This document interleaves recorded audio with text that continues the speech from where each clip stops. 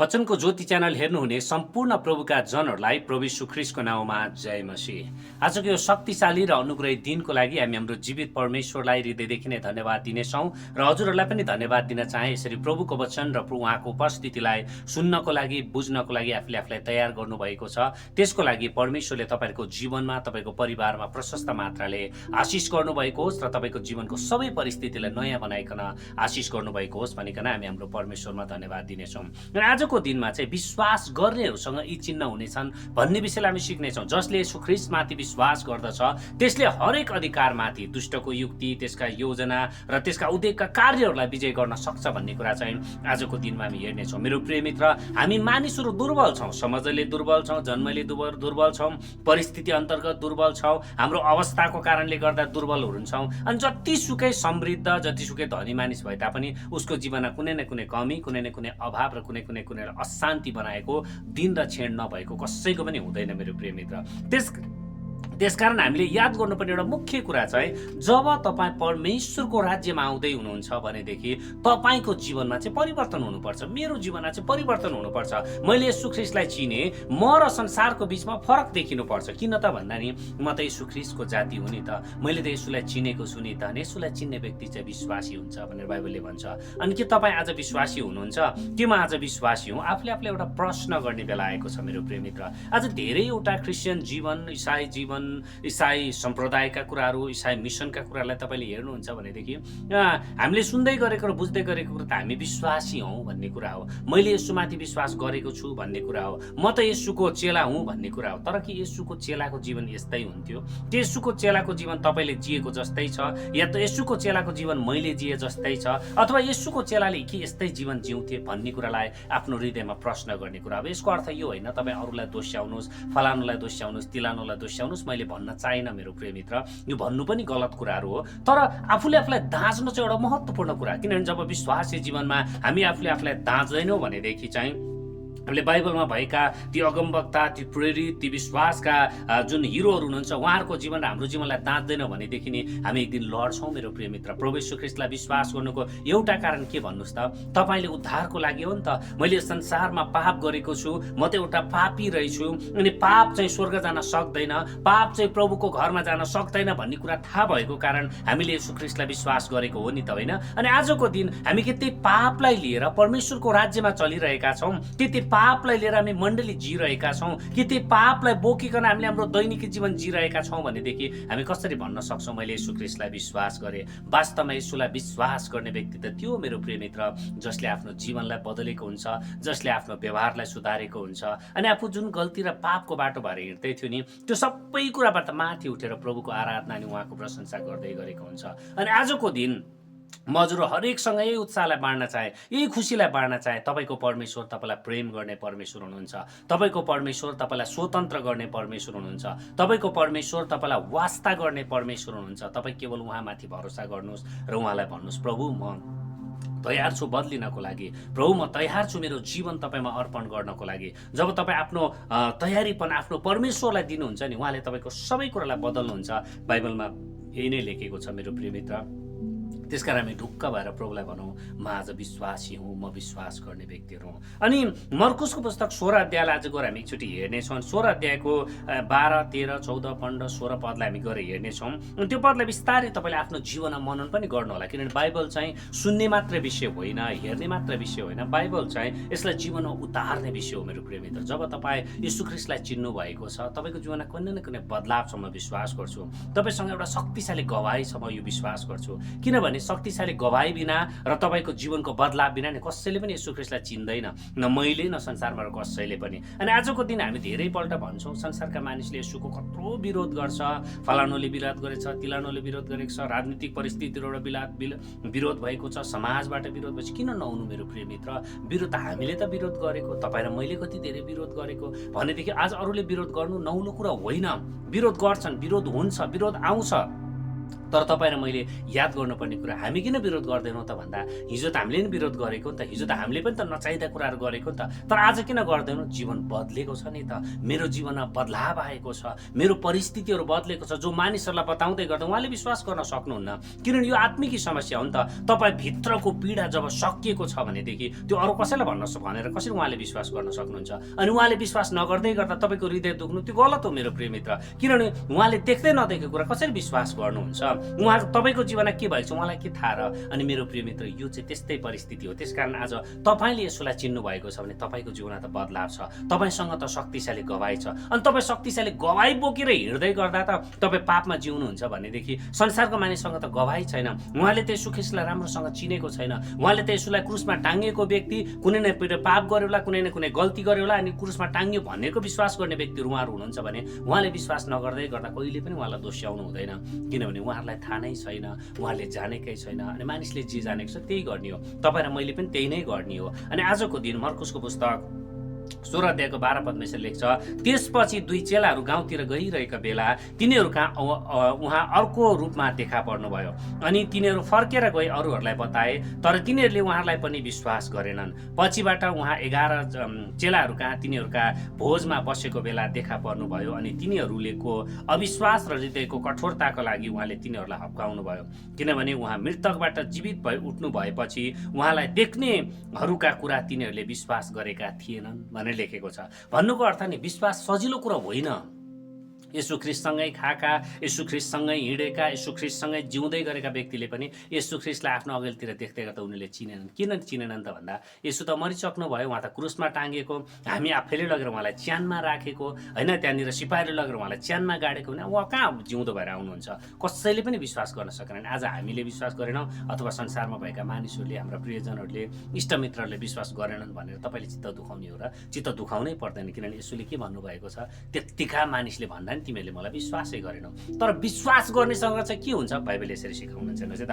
त्यसपछि अब 15मा गएर यहाँनिर हेऱ्यो भने यसरी लेखेको छ, मर्कुस 16को 15, अनि उहाँले तिनीहरूलाई भन्नुभयो, सारा संसारमा गएर सारा सृष्टिलाई चाहिँ सुसमाचार प्रचार गर। हेर्नुहोस् है त, पहिलो कुरा सारा संसारमा जाऊ अनि सारा सृष्टिलाई सुसमाचार प्रचार गर।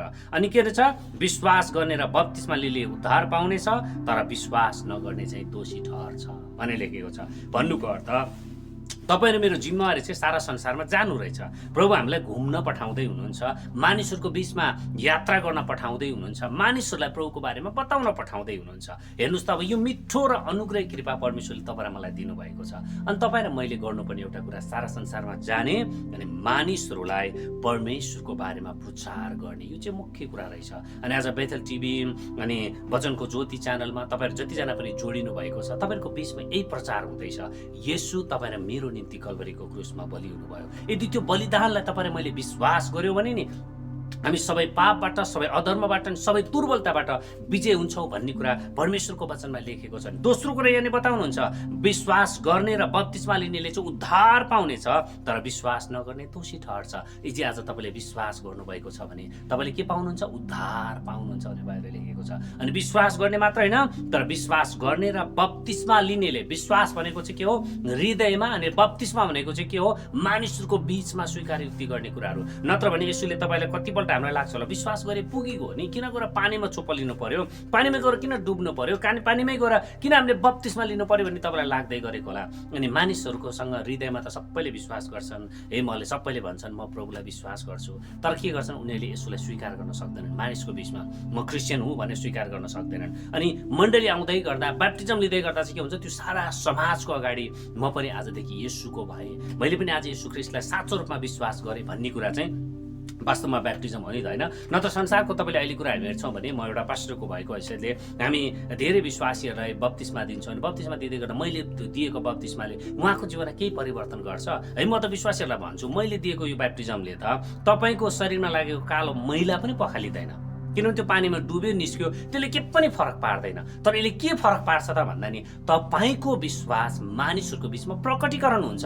तपाईँ ब्याप्टिजम भनेको चाहिँ तपाईँले येशू ख्रीष्टलाई मानिसहरूको अगाडि स्वीकार गरेको कुरा हो मेरो प्रिय मित्र। अनि जब तपाईँ येशूलाई मानिसहरूको अगाडि स्वीकार गर्नुहुन्छ भने बाइबलले के भन्छ त भन्दा जसले मलाई मानिसहरूको अगाडि स्वीकार गर्छ म त्यसलाई स्वर्गमा हुने पिताको अगाडि स्वीकार गर्नेछु।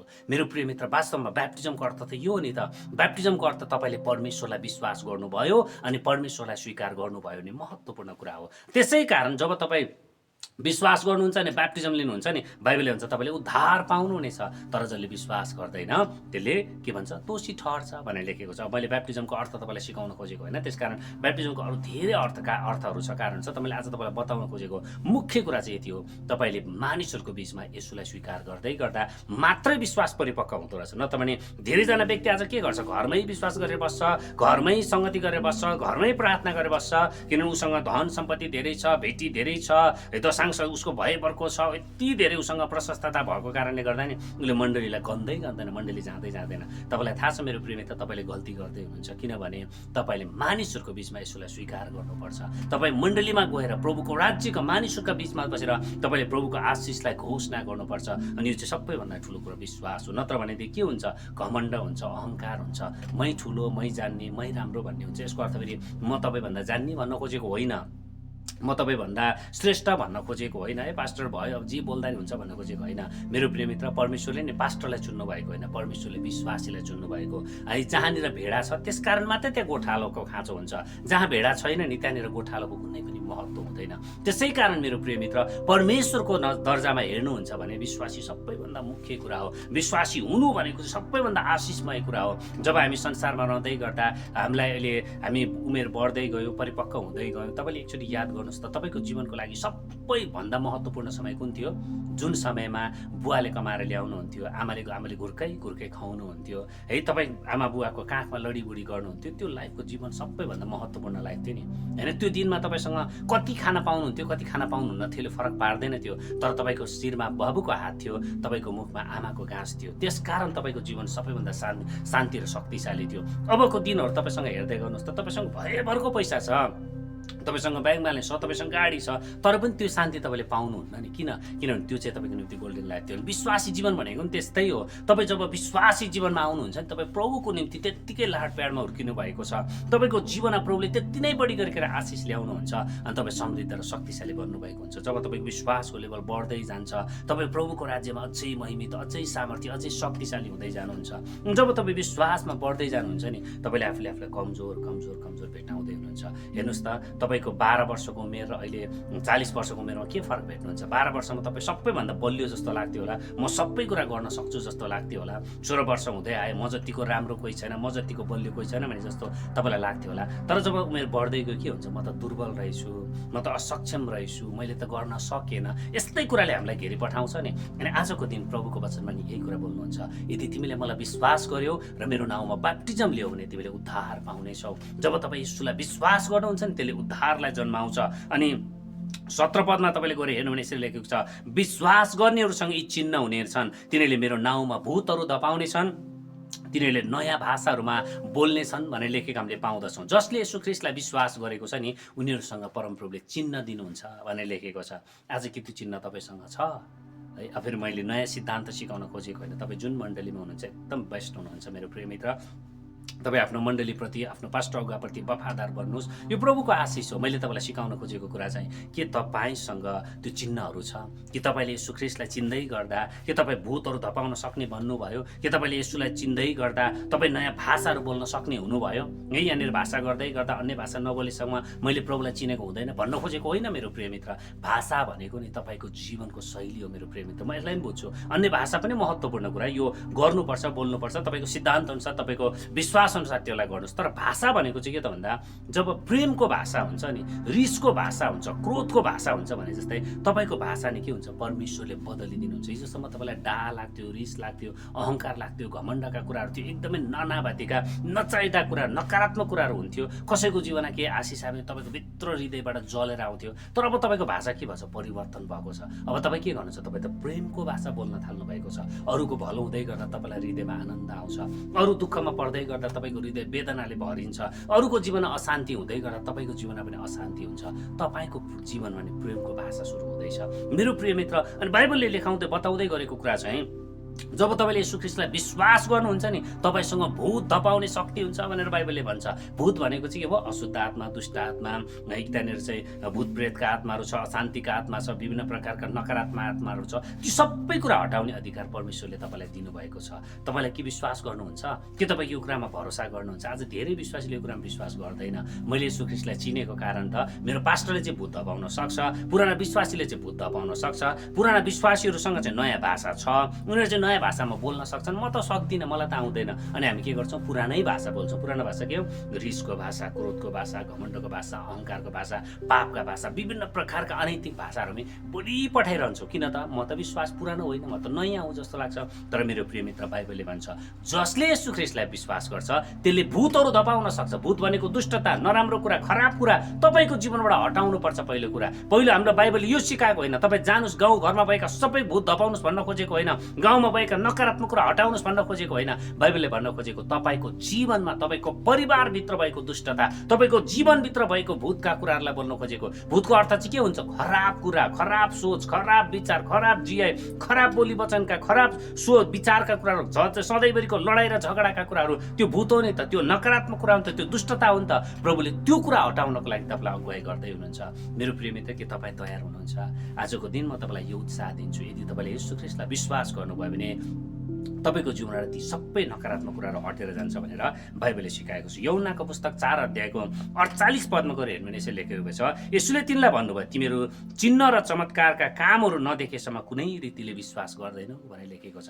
भन्नुको अर्थ चाहिँ संसारका मानिसले चिन्ह र चमत्कार खोज्छ, चिन्ह र चमत्कार हेरि नै पठाउँछ उनीहरूले। तर प्रभुको वचनले चाहिँ हामीलाई के भन्नुभएको छ? तिमीले मलाई विश्वास गर, म तिमीलाई जीवन दिन्छु। अनि वास्तवमा तपाईँले आज येशू ख्रीष्टलाई विश्वास गर्नुभयो भने तपाईँको जीवन बदलिन्छ, तपाईँको परिवार बदलिन्छ, तपाईँको अवस्था बदलिन्छ, तपाईँ आशिषको मूलसँग भएर जोडिन सक्नुहुन्छ। त्यसकारण मेरो प्रिय मित्र, आजको दिन म हजुर हरेकको जीवनमा यही आशिषलाई, यही अनुग्रहलाई, यही अनुकम्पालाई बोल्न चाहे कि तपाईँको जीवन बदल्नको लागि अरू केही पनि चाहिँदैन। स्वर्ग र पृथ्वी सृष्टि गर्नुहुने परमेश्वरको अनुग्रह, उहाँको कृपा भयो भने तपाईँको जीवन पूर्ण रूपमा बदलिनेछ।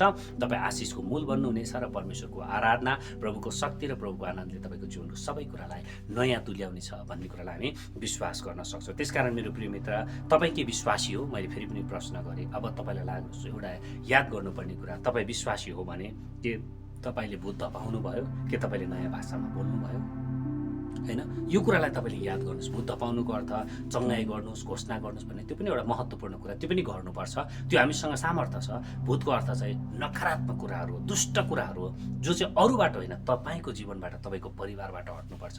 आज धेरैजना विश्वासीहरूले विश्वास गरेको कति वर्ष भयो, उहाँहरूले जाँड खाना छोड्नु भएको छैन, लागु पदार्थका कुरा, नकारात्मक बोल्ने कुरा, नकारात्मक खाने कुरा, नकारात्मक लगाउने कुरा, नकारात्मक जाने ठाउँहरू उहाँले छोड्नुहुन्न होइन। अनि तपाईँले भन्नुहुन्छ म विश्वासी होइन नि मेरो प्रेमी, त तपाईँ गलत बोल्दै हुनुहुन्छ। किनभने विश्वासीको जीवन परिवर्तन हुन्छ। विश्वासीले त भूतलाई धपाउँछ, विश्वासीले त नयाँ भाषामा बोल्न थाल्छ। हामी रिस र झगडा टुङ्गेकै छैन, हाम्रो जीवनमा कुनै पनि नकारात्मक कुरा हट्दैन भने कसरी तपाईँ विश्वासी हुनुभयो? विश्वासीले त साँच्चै नयाँ कुराहरू बोल्छ। यसको अर्थ मैले तपाईँलाई दोस्याउन खोजेको होइन मेरो प्रिय मित्र। मेरो उत्साह, मेरो एउटा विश्वासको कारण र तपाईँहरूसँग बोल्नुको एउटा उद्देश्य चाहिँ तपाईँहरूको जीवनमा पनि त्यो आशिष आउनुपर्छ, जुन आशिष मैले मेरो परमेश्वरबाट पाएँ। म सबै कुरामा बदले होइन मेरो प्रिय मित्र, मेरो परमेश्वरले मलाई बदल्दै हुनुहुन्छ। अब तपाईँको जीवनमा पनि त्यो बदलाव आए तपाईँ आशिषको मूलसँग जोडिन सक्नुहुनेछ। आउनुहोस् हामी छोटो प्रार्थना गर्नेछौँ।